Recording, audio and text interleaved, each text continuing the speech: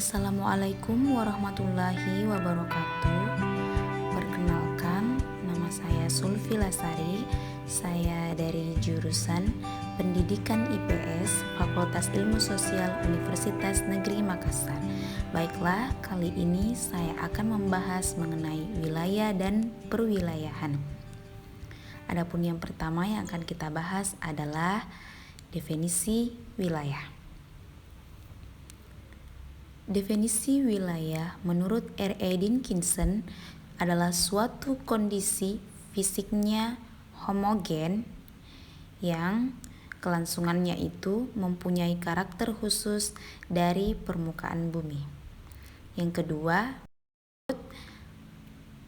Van Namer, suatu area yang digolongkan dengan melalui kenampakan permukaan yang sama serta juga dikontraskan dengan area sekitarnya.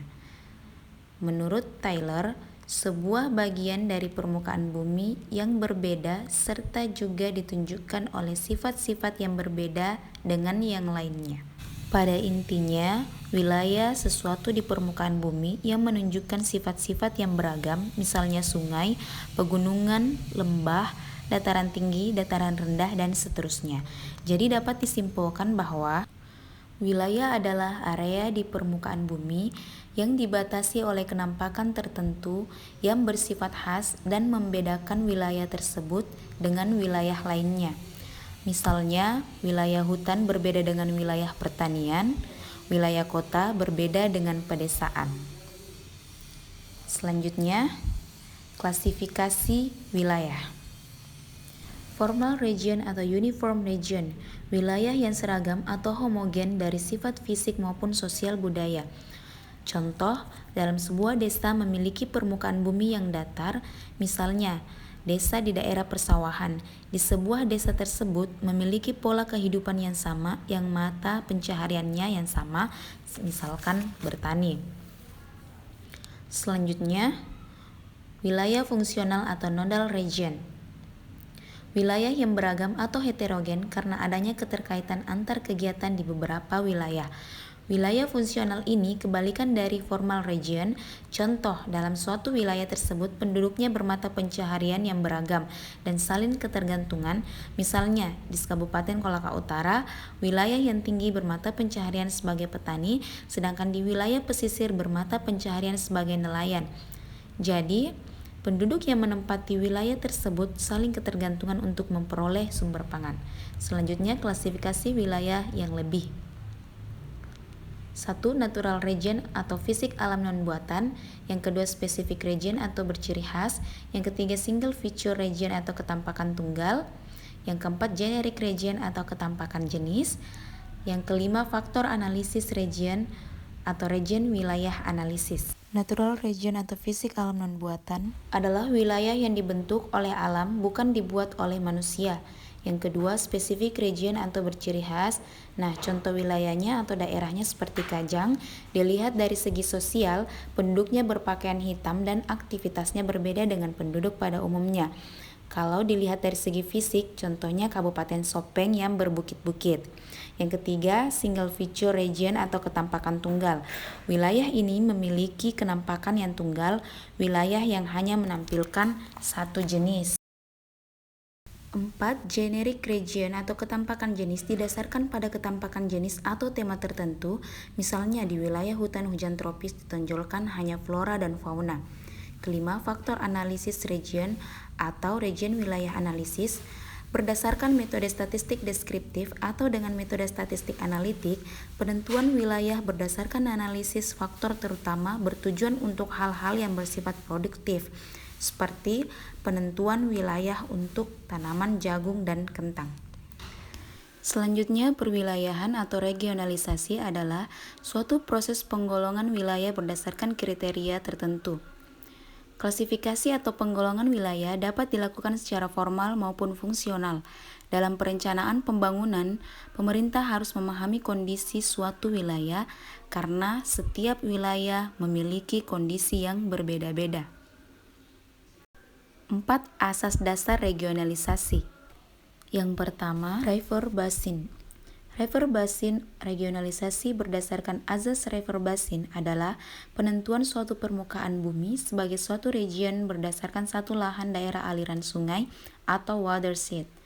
River Basin adalah daerah yang menjadi tempat presipitasi air hujan yang dibatasi oleh igir-igir sehingga air hujan terkonsentrasi melalui berbagai anak sungai menuju sungai utama yang merupakan satu outlet menuju ke laut. Yang kedua, similarity. Asas similarity atau asas kesamaan, ada yang menyebutnya sebagai asas homogeneity, adalah suatu dasar untuk menentukan bahwa suatu bagian permukaan bumi dinyatakan sebagai suatu region karena memiliki karakteristik yang homogen atau kesamaan tertentu, baik secara fisik maupun budaya atau kultur. Secara fisik, aspek yang menjadi ciri khas kesamaan dapat berupa letak geografis, fisiografis, dalam hal ini bentuk lahan, jenis tanah, dan geologis, klimatologis, keterkaitan dengan kondisi fisiografis dengan daerah lain. 3. Functionality. Functionality merupakan suatu bagian permukaan bumi yang dapat dinyatakan sebagai sebuah region karena memiliki kesamaan fungsi. Suatu daerah memiliki fungsi tertentu bila dikaitkan dengan daerah lainnya. Fungsi tersebut muncul karena adanya perbedaan potensi fisik, budaya, atau perpaduan antara fisik dan budaya. 4. Ad hoc adalah penentuan region berdasarkan salah satu kesamaan karakter yang dimiliki oleh bagian tertentu dari permukaan bumi yang bersifat relatif atau tidak tetap atau sementara, karena ada peristiwa tertentu atau untuk tujuan tertentu. Contoh regionalisasi berdasarkan asas ad hoc adalah region endemik flu burung. Region A dan B yang berbeda secara administratif dapat menjadi satu region karena keduanya sama-sama terjangkit flu burung. Selanjutnya kita akan membahas mengenai paradigma regionalisasi. Yang pertama, DHS. DHS merupakan satuan ekosistem yang kompleks dan luasnya dapat melebihi luas wilayah administratif kabupaten. Meskipun mungkin tidak selalu demikian, tetapi pada umumnya DHS lebih luas dari wilayah administratif kabupaten. DHS secara garis besar dibagi menjadi 3, yakni DHS berbentuk bulu, burung, menyebar, dan sejajar. Yang kedua, wilayah homogen. Ketiga, nodal. Suatu wilayah atau region dapat diidentifikasi sebagai suatu satuan wilayah yang terbentuk karena adanya jaringan interaksi antar pusat-pusat kegiatan dalam hal produksi, distribusi, dan pelayanan. Dalam konsep geografi, nodal biasa digunakan untuk menggambarkan sistem kota-kota atau sistem pusat-pusat pemukiman. Dalam sistem ini, pusat-pusat kegiatan mempunyai hierarki, orde, atau echelon. Son Diamar dalam Jacob Riis 2004. Selanjutnya, metropolitan. Metro, mother, induk. Jadi suatu wilayah dapat diidentifikasi sebagai wilayah metropolitan berdasarkan adanya satuan wilayah perkotaan yang terdiri dari satu atau lebih kota induk beserta beberapa kota satelit di sekitarnya, yang saling berhubungan membentuk satu kesatuan sosial, ekonomi, dan ekologi perkotaan.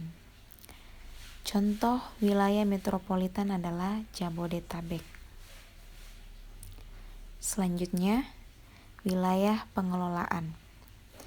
Pengelolaan satuan wilayah ini ditentukan berdasarkan suatu hukum seperti undang-undang atau lainnya, menjadi yurisdiksi dan atau wilayah kewenangan dan tanggung jawab pengelolaan untuk mencapai tujuan tertentu.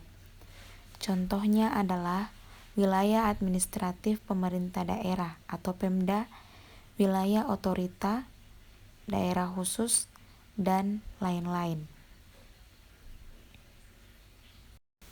Sekian penjelasan mengenai wilayah dan perwilayahan. Terima kasih atas perhatiannya.